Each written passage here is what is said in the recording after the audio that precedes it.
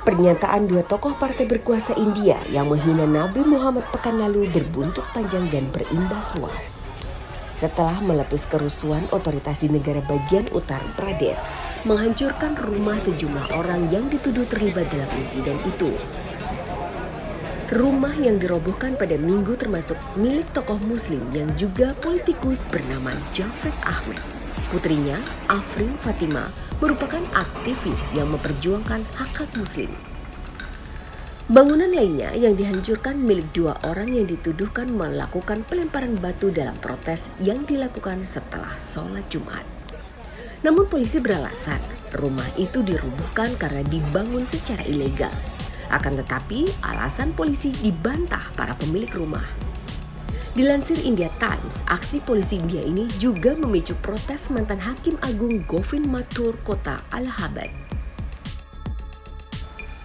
Namun, salah seorang pejabat dari Prayagraj Development Authority atau PDA yang menghancurkan rumah Javed Ahmed mengatakan pihaknya telah mengeluarkan pemberitahuan pembongkaran Mei lalu.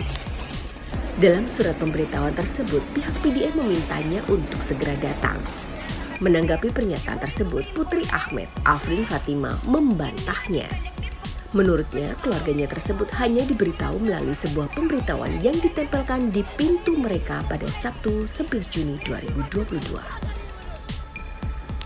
Sekelompok pengacara juga menulis surat ke pengadilan tinggi, menyebut bahwa pembongkaran itu melanggar hukum. Ini bukan pertama kalinya Uttar Pradesh dan beberapa negara bagian lain dan berada di bawah pemerintahan BJP dituduh melakukan penghancuran untuk menargetkan para pengunjuk rasa yang diduga sebagai korban kekerasan komunal. Kelompok mahasiswa Islam dalam sebuah pernyataan mengatakan penangkapan dan pembongkaran rumahnya merupakan contoh lain komunalisme dan otoritarianisme polisi dan pemerintah. Polisi juga menangkap tak kurang dari 255 orang demonstran anti penghinaan Nabi di Uttar Pradesh, India.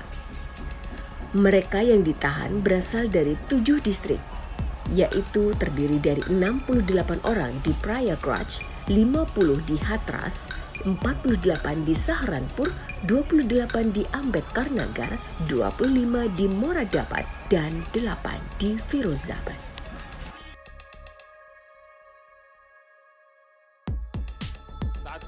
Perdana Menteri Narendra Modi sejauh ini belum angkat bicara soal kerusuhan komunal.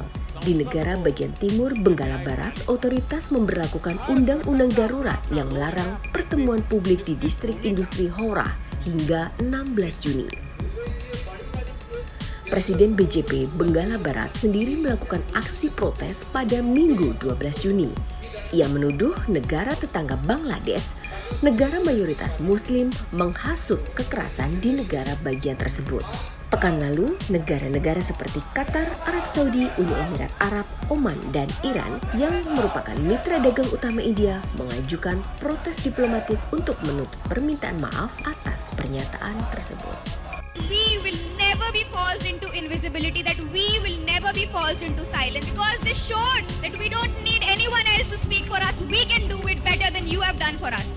So we are not willing to compromise on our identities. We have been unapologetic and we will be unapologetic. All I want to say through this stage is that we are not afraid.